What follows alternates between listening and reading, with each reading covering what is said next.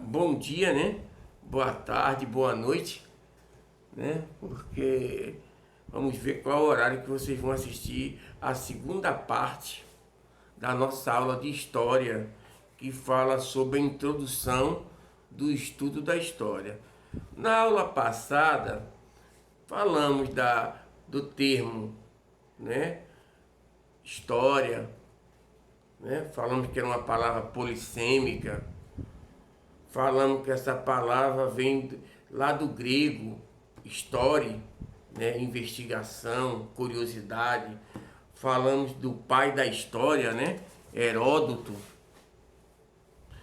Definimos, né? Que a história é uma ciência que tenta buscar explicações sobre as origens das sociedades humanas, tanto presente como do passado, e também visualizar, explicar as transformações ocorridas por essas sociedades, tanto sociedades atuais como passadas. Falamos do trabalho do historiador, né? Do que ele precisa para trabalhar, né?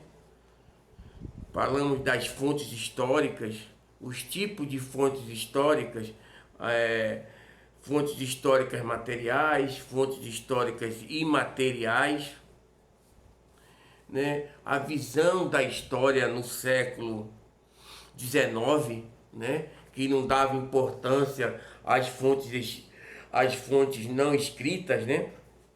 E sim, só dava importância o que fosse escrito, documentos escritos, de preferências documentos oficiais.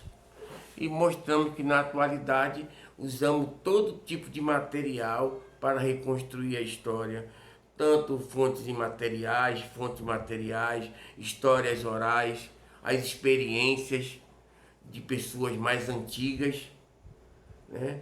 Tudo isso é utilizado. Logicamente, tudo isso é pesquisado, investigado, né? Para ver se as fontes são verdadeiras. Falamos que a história não é um espelho do passado. A história, ela tenta reconstruir e interpretar. E falamos que existem várias interpretações do mesmo assunto. Depende da visão, da abordagem que iremos tomar de um determinado fato histórico. Não é isso? Falamos também que a história é uma ciência que gosta de muitas amigas, né? Porque por si só, ela não consegue trabalhar. Ela precisa muito da ajuda de suas amigas. Qual? Das outras ciências, da arqueologia, da antropologia, da geografia, da paleontologia, da matemática, da estatística. A história vai em outras ciências para ajudar a interpretar a história. Vamos falar agora o tempo e a história, acho que a gente falou um pouquinho, né? Que o homem teve a preocupação de medir o tempo, né? Existe o tempo da natureza, do sol, da noite. Então a gente sabia do dia e da noite. O início acordava quando amanheceu o dia, parava de trabalhar quando estivesse amanhecendo. O tempo da natureza, né? Dos ciclos, da período de plantação e período das colheitas. Mas o homem foi modernizando e cada vez mais tentando controlar o tempo, porque nossa vida, ela é cronometrada, né? A gente tem um tempo de, até mesmo nisso, né? Temos um tempo de vida. Nascemos, crescemos e viemos a falecer, né? Para muitos e para um outro plano, né? Então temos o nosso tempo pela terra, né? Então tudo é medido. Se está numa sala de aula ou numa escola, tem lá a campainha, né? Para dizer o toque para iniciar a aula, o toque porque terminou a aula iniciando outra aula, o toque por intervalo, o toque por retorno à aula, o toque para a última aula e o fim da aula. Então foi inventado o quê? Foi inventado os relógios para contar o tempo, né? A hora, o minuto, o segundo. Temos o calendário com a invenção, que é para uma contagem mais longa, né? Do ano, do dia, do mês e do ano, né? Mas como é que eles conseguiram modernizar, chegar a esse ponto dos calendários? Através da observação, começando com o Sol. Observação das fases da Lua, né? E os ciclos das estações. E com isso eles vão criar o relógio e também criar os calendários. Temos N calendários, certo? Cada um com seu marco inicial, que vamos ver em breve.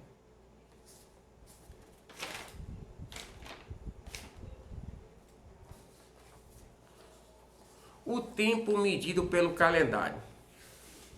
Como eu disse para vocês, é um sistema de medição. Mas de medição de quê? De dias inteiros e não de horas. Certo? Como eu falei para vocês, o tempo do calendário é um tempo mais longo para ser medido. As sociedades humanas, todas as sociedades em geral, desculpe, elas criaram vários tipos de calendários ao longo do tempo. Por exemplo, o calendário egípcio. Quando eu estou falando egípcio, eu estou falando do Egito, das pirâmides, das múmias. Aquela civilização era muito inteligente. E até hoje é um grande mistério as suas construções, né? Quais construções? Em especial as pirâmides do Egito, certo? Mas tem sarcófago, tem a esfinge, né? E são coisas enormes e não dá para imaginar como foi feito aquilo. Então era um povo muito inteligente. Então o calendário egípcio foi criado por volta de 6.000 anos atrás, para você ver como é antigo. E ele está entre os mais antigos do mundo. Ele baseava-se no ciclo lunar, quer dizer, se baseava pela lua. Nele, esse calendário egípcio tinha 12 meses que somavam 354 dias. Mas professor, nosso calendário não é 365 dias? Mas imagina aí, isso aqui foi feito há 6.000 anos atrás, sem internet, sem satélite, sem nada. Só por simples cálculo deles, certo? Pela Lua. Então prova-se que eles são muito inteligentes, né? Aqui perdeu alguns dias, mas vamos, né, dar o desconto. Cerca de 1.000 anos depois, há 5.000 anos mais ou menos, os egípcios vão adotar o calendário solar. Ele sai do calendário lunar e vai para o solar. E passa a se contar 360 dias, dividido em 12 meses. Quer dizer, já deu uma outra melhorada para se aproximar do calendário nosso, né? Mas nesse calendário solar, no último mês, no 12º mês, era acrescentado 5 dias complementares. Aí chegava praticamente no nosso, certo? Mostrando o grau de desenvolvimento dos egípcios. O calendário chinês, esse vocês vão gostar. O calendário chinês tem dois tipos. Tem o calendário tradicional chinês, que ele é lunisolar, que é o que? É a combinação da influência das atividades do Sol e da Lua. Por isso o termo lunisolar, certo? Beleza. Ele também tem 12 meses, cada um deles relacionado a um animal. Tigre, dragão, cavalo, cachorro, certo? É um calendário bem interessante. Mas esse calendário é usado para feriados, certo? Para datas, atividades administrativas, certo? É usado para a data de eventos da cultura do país, como por exemplo o Ano Novo Chinês e o Festival do Meio de Outono. Então ele é utilizado para isso. Ele é bem resumido, bem restrito. O segundo calendário é o calendário ocidental, que é utilizado pelo chinês, que é usado para atividades práticas do dia a dia, do nosso cotidiano e da administração, certo? Isso aí é o calendário chinês.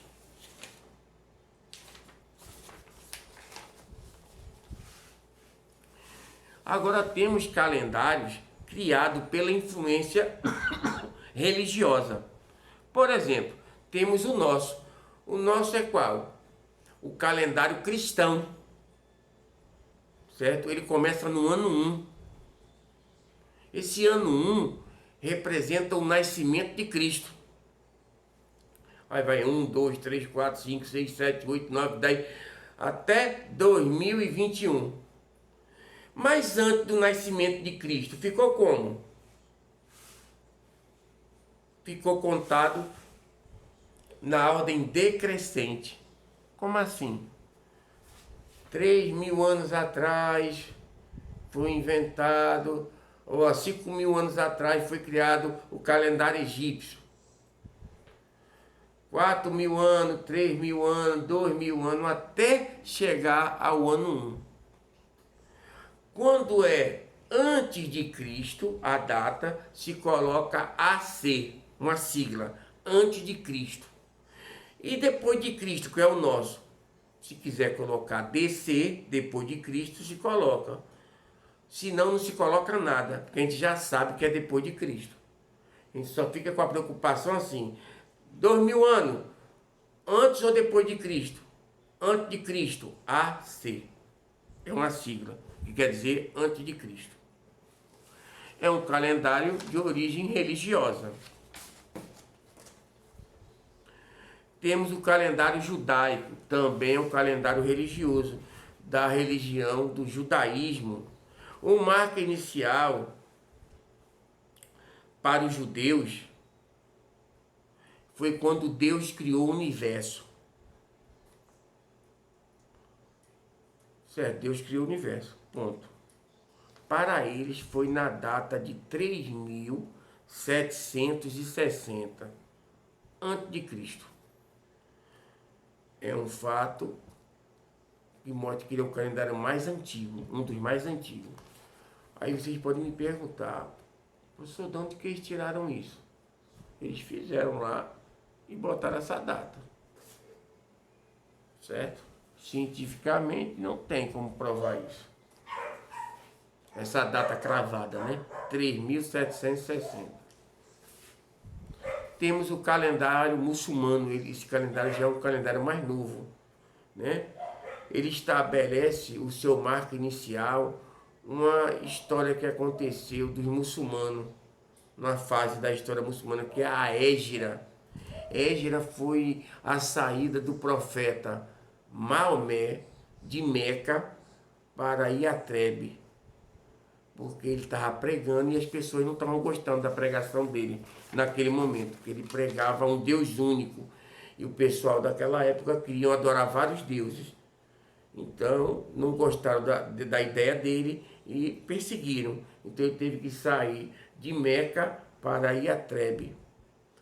Esse momento histórico para os muçulmanos é chamado de Hégira e aconteceu no ano de 1622 depois de Cristo.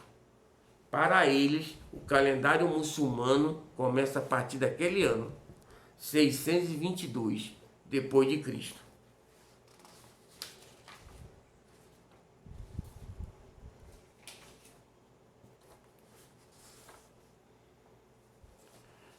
E por último, e não menos importante, temos aqui a questão também da rotação da Terra.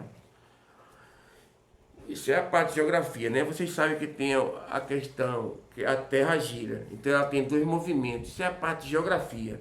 Mas vamos lá. Tem a parte de rotação e translação. A rotação é um movimento que a Terra realiza em torno do seu próprio eixo. Aí vai mostrar dia e noite, né? Hoje aqui está noite, lá do outro hemisfério está de dia, porque a Terra está girando, certo? Em torno de si, como se fosse um peão. Você joga o peão e não está girando nele mesmo. A ideia é meia grosseira, mas seria parecido com isso, certo? E temos um movimento de translação. É o movimento que a Terra realiza em torno do Sol. E essa movimentação que ela faz em torno do Sol dura 365 dias, 5 horas e 48 minutos. Também é responsável pelas estações do ano. Ponto. É por isso, nessa contagem de tempo aqui, a cada 4 anos, de 4 em 4 anos, a gente ganha mais um dia, né? Que é chamado ano bissexto. Certo? Então, na próxima aula, a gente vai falar aqui de divisão de século, períodos, certo? Mas isso é para terceira aula sobre esse assunto, certo? Então, fiquem com Deus, certo? Meu 6º ano da Escola Zélia Correia do Ó, certo? Um abração para todos vocês.